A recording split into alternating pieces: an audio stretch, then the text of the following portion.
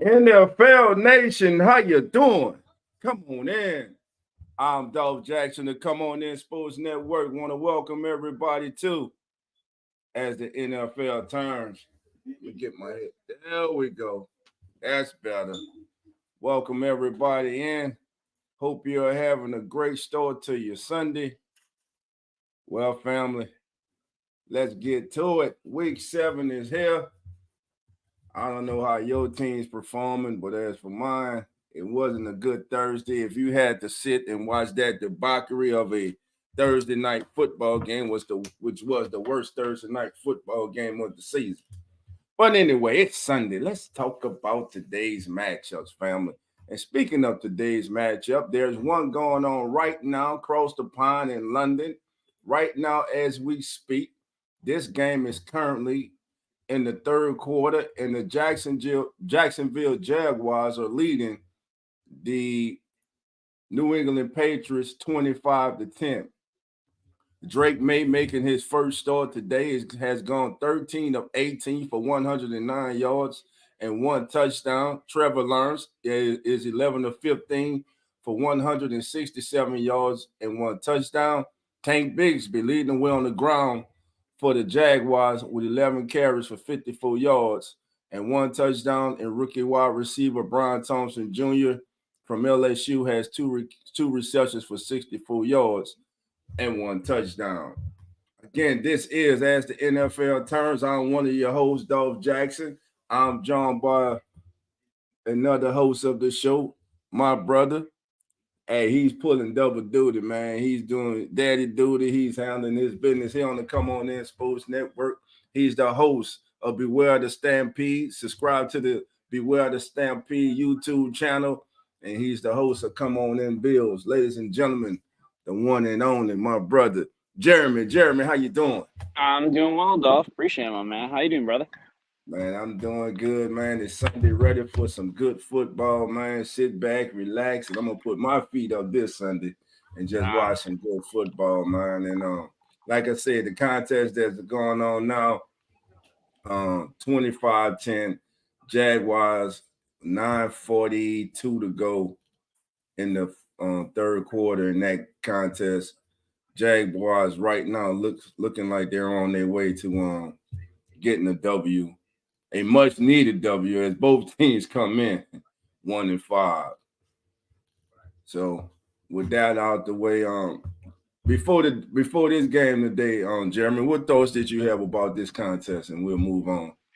I mean, two meddling teams at this point, but if you had to pick one, and you got to look at it for Jacksonville, I mean, this is basically a home game, right? We played there last weekend. They get to stay in London. They get to go and play again. They've always been one of those teams that plays in London every single year. So for them, this is basically a home game coming in. And with the lack of travel, having the Bills play there and see how that works out, I think that's a huge advantage for that team. And honestly, just looking at paper, it's the overall better team. I mean, Tank Bigsby's really stepped into that role. He's Right. really shown what he was capable of. Drake May just really kind of feeling out the offense and getting used to what it's like playing in the NFL. And quite frankly, a lot of pressure on Trevor Lawrence and Doug Right. Peterson to turn this team around real quick before both of them may be potentially out of jobs. So you knew that the Jaguars had to come in playing hard in this game and showing that they're capable of still being a winning team. Right. Right. Um, Again, like I agree with everything you said. With the Patriots, we know first year head coach, rookie quarterback making his first start on the road against a team that also is struggling this year, but against a team that quite frankly has underachieved a whole lot this season, the Jacksonville Jaguars, and they are a disappointment. I mean, to be 1-5 right now. They paid Trevor Lawrence, he got paid in the off season. They added explosive wide receiver threat with him with Brian Thomas Jr., but everything's just not coming together. And like you said, it may be time for a new verse for the Jacksonville Jaguars. Again, that game is on NFL Network. It is 25-10 currently in the third quarter. Jacksonville leading New England. Now, before we go on to the next contest, Jeremy, let me get your because Chantel brought it up. So let me get your thoughts on it, man. Your Bills, y'all go out and you acquire Amari Cooper. What is your thoughts on this move by the Bills? I'm pumped. I mean, he's a rent to own player right now, right? We get him for Right, the rest of the season. We're picking up about 800. I'm rounding 850 grand to get Amari Cooper on our team when we're struggling to have a solid number one wide receiver after we all know losing Diggs, right? Losing Davis. Shakir's been good, but he's had some injury. I don't know if he's a true number one as much as I love the guy. Kincaid's kind of had an off year so far. Haven't really seen the numbers we would expect him to see out of him, coming into his second year. Um, and Cooper, I mean, a guy that wanted out of Cleveland, right? He was obviously incredibly disgruntled being there. He wanted out of Cleveland. It gave him a solid option. It gave us the option to get a number one wide receiver and kind of reunite him with this old wide receivers coach from Dallas. So, and when you look at his numbers, what he was putting up in Dallas, I mean, they were video game numbers. So, for me, I mean, I love this move. This was an absolute another genius move by Brandon Beane to bring in a guy we need. And the thing that I love too is we went and got a number one wide receiver for cheap that right, we're still in a very competitive opportunity for this team. We're 4-2, leading the AFC East. And when you go and you look at the Jets going and picking up Adams and what that cost them, knowing that elevated the team. And I think right now, if you look at the conference as a whole, that or the division as a whole, that's the only other team I see as a threat right now is the Jets, which we just right, beat. But Adams takes him to another level when you reunite him with Rodgers. So we had to go and kind of try to one up it or balance it. And right. bringing in Cooper, I mean, woo, you put that guy with Josh Allen and the arm he has, if you're Cooper, you've got to be pumped right now. And Right. honestly, the thing is, if he has a great season, who's to say what comes at the end of it? Maybe he's willing to take a good price to stay in Buffalo if he's happy and he likes the matchup, Right. or we end up signing him longer term and finding another wide receiver one that we need. So for me, this was great. I didn't see this necessarily coming, but I'm thrilled it happened. So I'm excited to see. I believe he's going to play today, but Okay. I don't know how much he's gonna play and how much he's gonna be involved necessarily. But I'm excited for what's gonna happen with this team. It's awesome. Yeah, and what you get in Amari Cooper is a 7-time 1,000-yard receiver and a 5-time Pro Bowler. I know one person who is excited, along with yourself, and that's your young rookie receiver, Coleman. He said this week in the media that Amari Cooper is a great receiver who has produced in the league for a long time, and now I get to watch him and learn from him each and every single day. So the young receiver is happy to have the veteran Amari Cooper coming in, and we'll touch on the Bills more when we get to today's this week's matchup. All right, family. Next matchup of the day. Let's get to it right now. Thank you, Chantel. Chantel says she love Amari Cooper. She's that Browns fan. Thank you for being here, Chantel. All right, Seattle at Atlanta today. Here's a game with two teams going in opposite directions. Seahawks started the year off 3-0, looking real good, but man, they have been struggling as of late. What is your thoughts on this contest here, Jeremy? I mean, I like this game. I actually like this game a lot. I think more than people probably do. I think Geno Smith, if you look at his numbers the past few games, his completions, I think he's averaging 31 completions right now over the past couple games. Uh-huh. Kenneth Walker still, he's back. He's healthy I again. like him. I like him a lot. I like Zach behind him too. I like Charbonnet. I think he's also a decent backup. He just hasn't gotten, I think, fully integrated in the NFL yet. But Kenneth Walker the third is just that guy's dynamite. What's interesting to me about this game, honestly, or I'm still trying to wrap my head around, is the Falcons more than anything. Right. Is the Bijan Robinson, Tyler Algier combo. I know that they are big on Robinson. I know they had to draft him, and I understand why they drafted him. But Tyler Algier, when you look at the numbers the past couple of games, Right. he's head and shoulders above what Bijan's doing from the rushing standpoint. And at what point, I'm wondering, are they going to start giving him more carries than Bijan? I mean, I know they want to rely heavily on him, and I get it, but the numbers don't lie. And Tyler Algier, everyone I think seems to forget, his rookie season was a 1,000-yard rusher. So they have a solid backfield that they're starting to leverage more. But you look at the Seahawks, man. You got DK Metcalf. You got Tyler Lockett. Like, you still got a solid receiving core in that team. And Geno Smith is yet again somehow revived and playing incredibly well for Seattle, even though they seem to be struggling. Right. That defense just can't contain anybody. I don't think it's going to get any easier today with the Falcons offense and the way that they are set up. Drake London's looking good again. Kirk Cousins, the ageless wonder.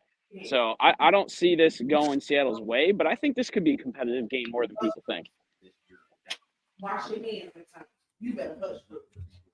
Yeah, and Kirk Cousins has thrown for less than 245 yards in 5 of the last 6 games for the Falcons. The Seahawks defense has allowed less than 260 passing yards in 5 of their 6 contests this season. So something's going to give there. Speaking of Geno Smith, again, I don't think Geno's been the problem with Seattle. Of course, I'm not as locked in as others are, but from afar looking in, and for those I spoke with, right now this team is just inconsistent. They're not getting consistent play.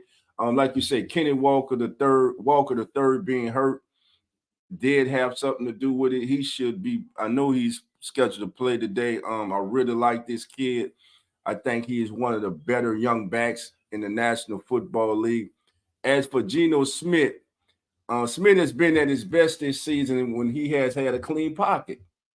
In fact, he has a 61.7% completion rate when pressured, which is first in the National Football League. Excuse me, when not pressured, but he has only 30.2% when under pressure, which is 21st. So the key today is going to be, can Atlanta, without blitzing, can they get pressure on Geno Smith and force him into some turnovers? With the Tyler Algier and B. John Robinson, I think should be more of a running back by committee. Thunder and Lightning. I think B. John Robinson, of course, he's exceptional. He's an exceptional talent. But like you say, Tyler Algier on the year is averaging 5.5 yards a carry. He has 51 carries for 283 yards. His longest run of the year is 20. B. Jones is 28. Drake London leading the way in the air for the Falcons with 38 receptions on 54 targets for 428 yards and 4 touchdowns. Kyle Pitts, 28 targets, 18 receptions for 263 yards and 1 touchdown. Not really. I thought with Kirk Cousins coming in, and we're still kind of early in the season, but I thought with Kirk Cousins coming in that we will see an uptick in the production from Kyle Pitts, and that this will be the year where he really, because he finally had a competent quarterback, that this will be the season where he finally really ate. I agree with you on that. Put his name up there in the upper echelon of tight ends in the league. But right now, it's not working. I mean, he's been targeted 28 times and has came down with the ball only 18 times. Now he's averaging just under 15 yards a catch.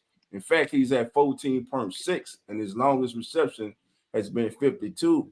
But it's like it's average at best. I mean, I'm with you on that. Yes, it's average at best. But I think the thing you got to look at, Dolph, and this is where I think it gets a little tricky this year, is honestly, if you look at the tight ends across the league, there's nobody that's like head and shoulders killing it, honestly. Like Kittle's good, Kelsey's, good, but there's nobody that's like blowing it out of the water this year. So I think honestly, when you look at tight ends in general, I think all of them across the board are okay this year. No one's really stood out to me, but I am surprised. I expected this to be a breakout year for Pitts, but maybe that's going to come as the season goes on. But I definitely expected his numbers to be higher than they are right now.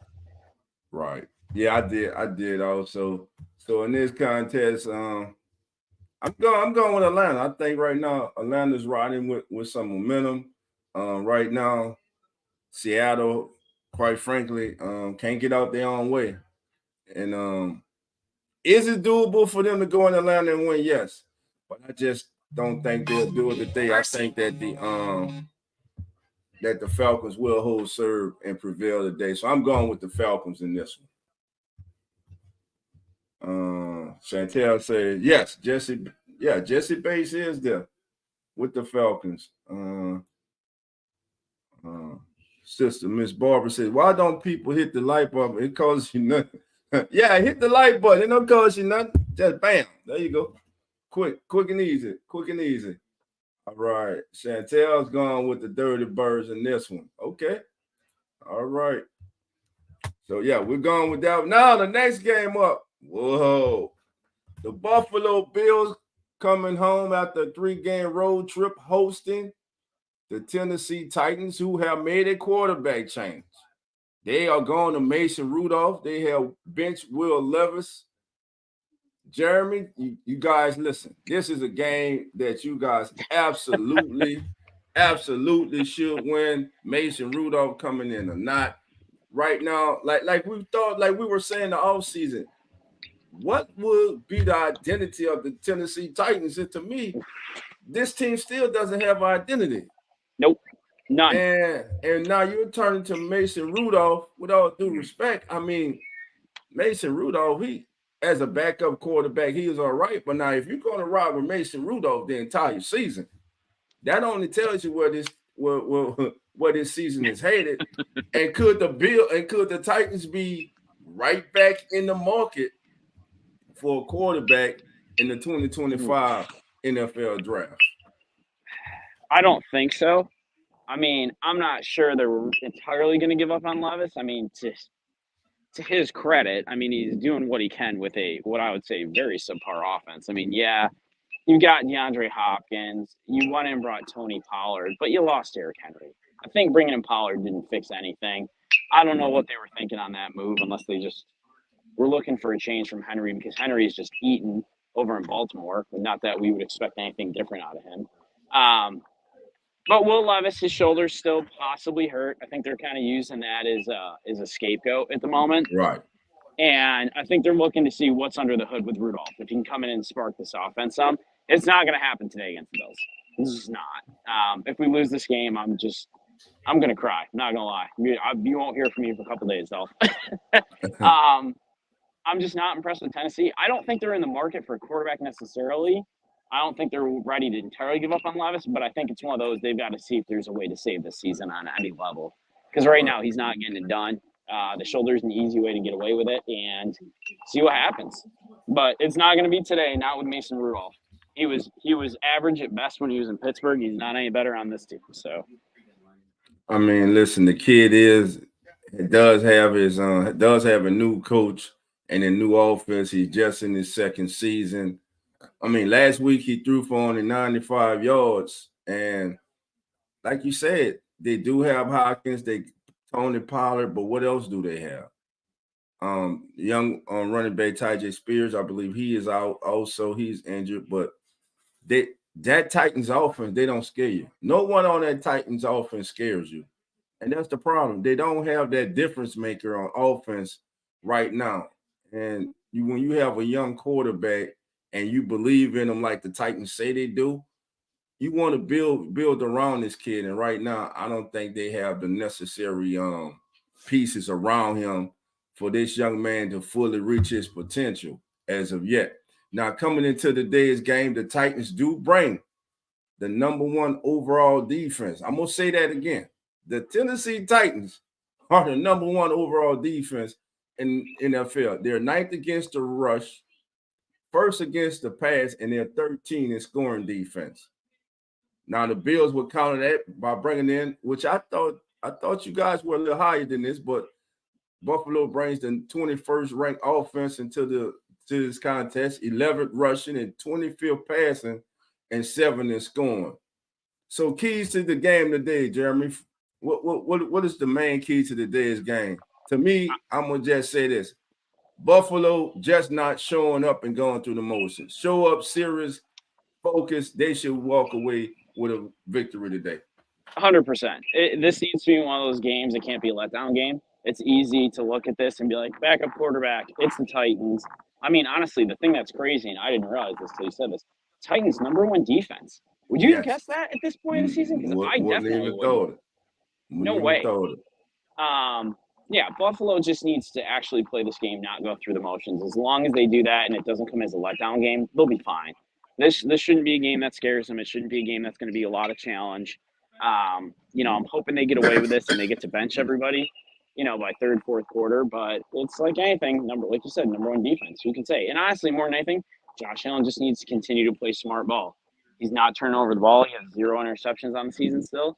He just needs to manage the game like he's been doing this season. He'll be fine.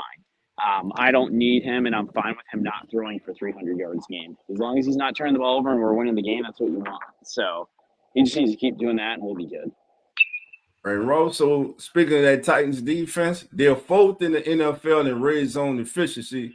They have just allowed 4 touchdowns on 10 trips inside their 20. So the defense has not been a problem for the Tennessee Titans. It's been on the other side of the ball. Offense right now just not carrying their weight. So Jeremy and myself and this one, we're going to take the Buffalo Bills in this contest. Next up, the Battle of Ohio, Cincinnati. The Bengals taking on the Cleveland Browns. Is this really a battle, Dolph? Is this really a battle? Are we really serious about that? Is there anywhere this is a battle right now? Yeah, you stay in Ohio. It means something. It means something. Cincinnati heads to the Dog Pound to take on the 1-5 Browns. I look for the Bengals to come out here 3-4. You just traded Amari Cooper. Deshaun Watson is hanging on by a thread. Everyone's calling for him to be benched. They want the backup. People are actually screaming for Jameis Winston. So, in this contest, Deshaun Watson, by the way, on the season, has 5 touchdowns, 3 interceptions. He's thrown for 1,020 yards, and he's 122 out of 199.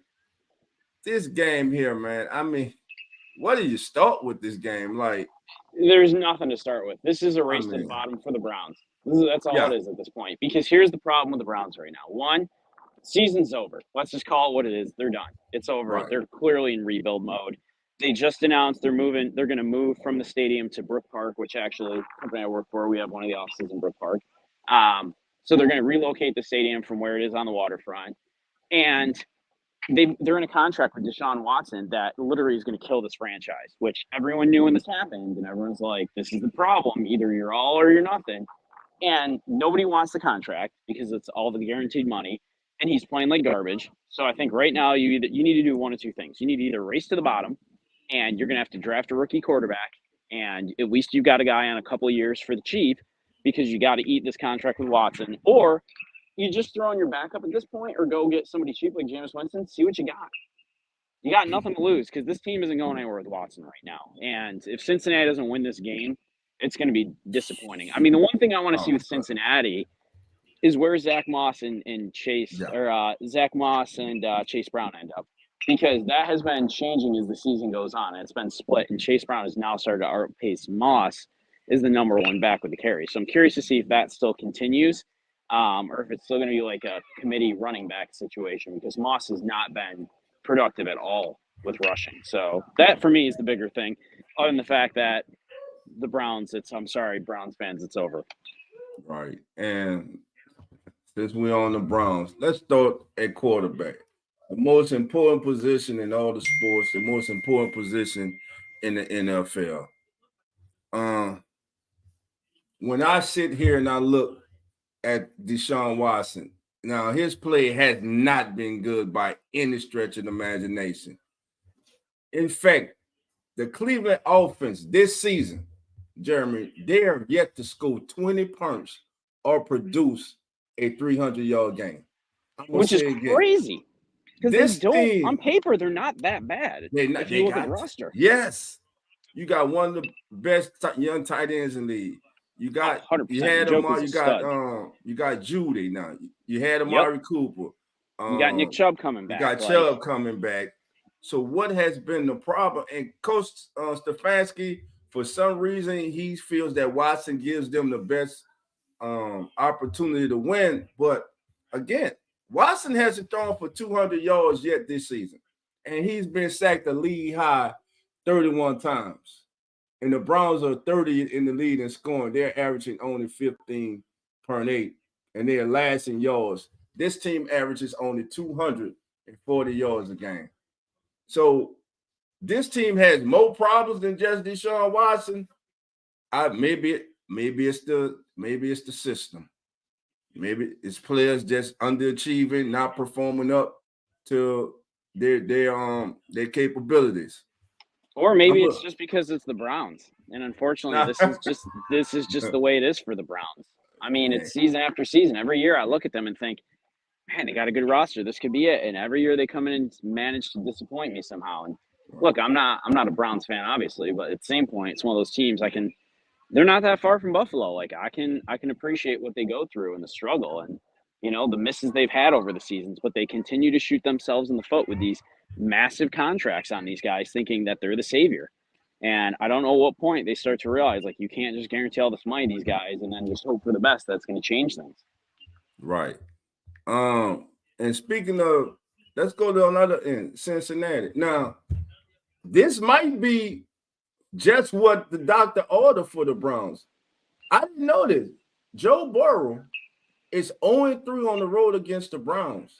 And the Bengals haven't beaten the Browns since 2017. Really? That's a surprising stat to me. I had no idea. I'm shocked by that. They have not beat their in-state rival since 2017. In fact, unreal. Joe Burrow was quoted as saying, "We haven't had success against this division opponent, so that's always frustrating and something we're striving for. We need to get this one." So, and this guy, believe it or not, I'm going with the upset. I think because I think Cincinnati's defense is not that good. No, it's not. That's one of the major problems with the Bengals is their defense. This could be the get right game for the Cleveland Browns. I'm taking Cleveland. Dolph, I hate that you're making me question myself here now. I'm taking Cleveland. God. Wow, that stat 2017. That's a hard one to overlook. I mean, that is just the psyche of that is rough. But I gotta go Cincinnati. I gotta go stick with my heart. I gotta trust my gut. I can't see it for the Browns. I just can't. So I guess I'm gonna lone wolf it since it's you and I. So ow! All right, we got the first lone wolf. Jeremy's gone with the Bengals. I'm going with the Browns, and I guess you can call it an upset. I guess I'm just saying. I guess somebody's probably got to win this game. Somebody's probably got to win this game, but that would be our luck, Dolph. They're gonna tie. It's gonna be a typical Browns game. If they tie, my God, if they tie in this game. Now, one of the better matchups at noon in the 1 o'clock window. You got the Houston Texans going to Lambeau, baby, taking on Green Bay. Two of the young quarterbacks and two of the newer faces of the NFL, young quarterbacks who look to take this league into the future. You got C.J. Stroud and you got Jordan Love. 5-1 Texans and 4-2 Packers. 12 o'clock CBS. Where should we start? Let's start with the two quarterbacks. Let's get their numbers. Jordan Love on the season, 86 of 146, 1,131 yards, 12 touchdowns, and 6 interceptions. C.J. Stroud has completed 142 of 208 passes for 1,577 yards, 10 touchdowns, and 4 interceptions. Mixon leads the way on the ground for the Texans with 286 yards and 2 touchdowns. And Josh Jacobs, former Russian league NFL rushing title leader, leads the way for the Packers with 464 yards and 1 touchdown. Nico Collins, 32 catches, 567 yards, 3 touchdowns. And Jaden Reed, 27 for 442 yards and 3 touchdowns, leads the way for the Green Bay Packers. Now, when we preview this game, these two teams, last meeting was in 2020. It was the Packers beating the Texans 25-20.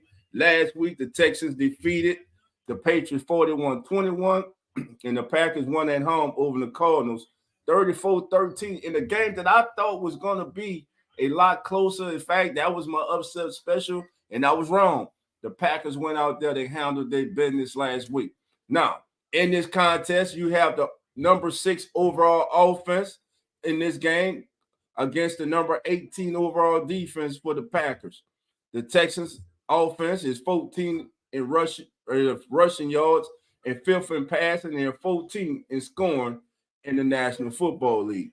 Now, their counterparts, the Green Bay Packers, bring in the number 4 offense in the National Football League, number 2 in the league in rushing, number 10 in passing, and they're tied for 8 in scoring. So, Jeremy, as you sit back and get ready for this game, one of the keys to me, Jeremy, is going to be how can that Packers offensive front deal with AFC Defensive Player of the Week, honorary mention, honors winner, and last year's Rookie of the Year, Defensive Rookie of the Year, Will Anderson, because him and Danielle Hunter, the addition of Danielle Hunter is now starting to pay dividends for the Texans. And of course, you got Stingley at the cornerback position, one of the better corners in his National Football League. Through his first 12 games, he has hold on. I'm sorry, I lost my train of thought. In his first 21 games, excuse me, family, Will Anderson Jr. has 12 and a half sacks, which ranks second in the history of the Houston Texans, only behind the great J.J. Watt, who had 13 in 2011. So, Jeremy, as you're watching this contest, what are you going to be looking for? Well, first of all, I kind of say it's for me, this is the game of the day. Like, this is the game I wish that was on prime time tonight. One, so I could actually sit down and watch it. And two, because, man, could this turn into a shootout. Like, this game could go absolutely bananas. For me, I mean, Jordan Love's going to have to get rid of the ball quick, and they're going to have to establish the run with Jacobs. They got to make sure they can keep Love upright in this game, because if they start getting to him, it could get ugly fast. I think Love will be fine. I mean, I will say, when you look at his numbers, don't forget when you're going through those, he was out for 2 games when Malik Willis came in and filled in miraculous fashion and took them 2-0 during that time frame. I mean, actually really played 3 games, but that was literally about 50 seconds less of the last game. But I think this game is going to be Love getting the ball quick, and he's got the receivers to do it, and Josh Jacobs getting off and establishing that run early on in the game. There's no reason they shouldn't be able to do that. But this game is one of those games, man, I can see both teams putting up 30-plus points in this game, no problem, with ease, which should be really fun and exciting to watch. Yeah, but with these defenses, though, I mean, the Texans, they're number 3 overall. I mean, the Packers are 18. They're 8 against the pass, but I mean 8 against the rush. But that Packers defense has struggled against the pass, but they have one of the top scoring defenses in the league. They're tied for 9th in the league. So I mean, it's going to come down to ball protection. I personally, Packers at home. Josh Jacobs is going to have to be big. They're going to have to establish that running game. He's going to be that X factor. Because don't forget, no Nico Collins though again still. So not that really hurts Houston that much, honestly, when you look at them. But Josh Jacobs is going to be the difference maker in this game, because both quarterbacks are going to put up numbers. The receivers are all going to find a way to feast, but it's going to be the running game. And Joe Mixon has looked absolutely dynamite in Houston. I wasn't sure about that whole move when he left from Cincinnati. I didn't particularly love him in Cincy, but man, since he's moved to Houston, he's a new player too. Yeah. So it's going to be on the other side of the ball and looking at what Jacobs can do for the Packers and if he can keep them in this or not. And Jordan Love has thrown 12 touchdown passes and 4 starts this season, and he has thrown for 4 scores in each of his past 2 home games. Now, he has thrown 6 interceptions also, but in his last 4 games, he has 2 at home. He's thrown 4 scores in each of his last 2 games at home. You got Reed. I just love the young receiving core for the Packers. And really, you don't have a diva. You don't have that one player who's eating up that salary cap. You got Watson, you got Reed, you got what's Dobbs. Dobbs. I mean, man, they're loaded. They're excited. Yeah, they're an exciting team to watch, and you've got a quarterback that can ball out. I mean, that is You don't see that often, like you said. And you've got three guys who are content in their roles and who Yes. don't make it a media frenzy with, well, I'm not getting fed the ball. Like, and I hate to bring this up in this game, but like a Diggs, I'm not getting my time, I'm not getting my targets, and I'm going to be all over the media. Sorry, Diggs, I love you, but I'm not missing you necessarily either. Right. So speaking of the matchup with the Texas passing game against the Packers secondary last week, C.J. Stroud threw touchdown passes to Diggs, Tank Dell, and Joe Mixon. But that was against the Patriots, who, by the way, the Patriots defense ain't that bad. They just don't have no offense to help them out. Now, they'll be going up against Xavier McKinney, who had an interception and who has an interception in each of the Packers' first 5 games. So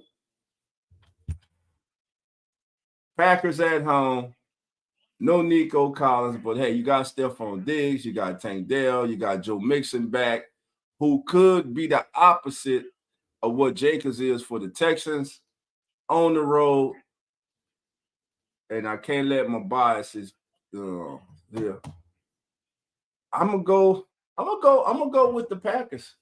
I'm gonna go with the Packers. I think the Packers hold them off today, and I'm gonna go 28-25 Packers today over the Texans. I'm gonna go 28-25. That's the type of game I'm gonna go Packers as well. I got to. I want to pick Houston, but I can't. I just can't. Packers at home in the fall, like this time of year, it's like this is their glory. I feel like. Right. I'm gonna go 35-27 though on score. Packers. Ooh. I think this is gonna get high. I think this is gonna be the highest scoring game we're gonna see today. You got two really good quarterbacks with two great receiving cores. I mean, yeah, the defenses are both solid, but again, this is one of those. They start getting separation. This score can go up real fast with those teams. I don't know. I mean, I just think that Texans defense, I don't think they're gonna. I don't think Green Bay is gonna have as consistent day against this Texans defense, because those two edge rushers, they're gonna put tremendous pressure on those tackles. And again, that's why I think the running game is going to be so pivotal today for Joey Love and the Packers. Because if they become one-dimensional, then you got Anderson, you got Hunter, and they're coming. They can just pin their ears back and come. And young Stingley in the secondary. I'm saying all that, but still, I'm going with the Packers, and I'm going with because the Packers are home and fall. How can you go against them? It's one of those things. You know? And I'm liking their receiver core, man. I just like the young quintet of receivers that they have. Any one of those young receivers can go off at any moment on any Sunday. And that's a real good luxury to have. Some may say, well, you need a go-to receiver. They got 3. They all 3 are go-to receivers. Yeah, so I'm going with the Packers, man. Yeah, I'm gonna stick with it. I'm gonna stick with the Packers in this one. I'm gonna stick with the Packers in this one. All right. So Jerry, myself. So Jerry, you going with the Packers also? Going with Packers though. All right. So no lone wolf in this one. We both going with the Packers in this one. Listen, family, we're gonna take a quick break and we'll be right back. The Cover is Sports Network.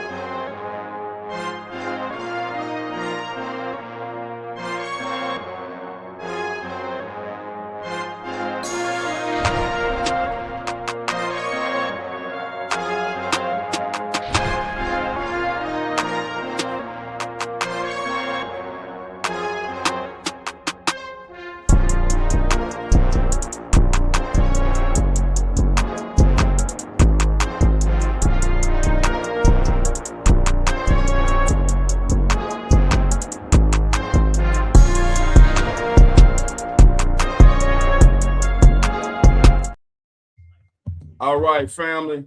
Hey, welcome everybody to As the NFL Turns.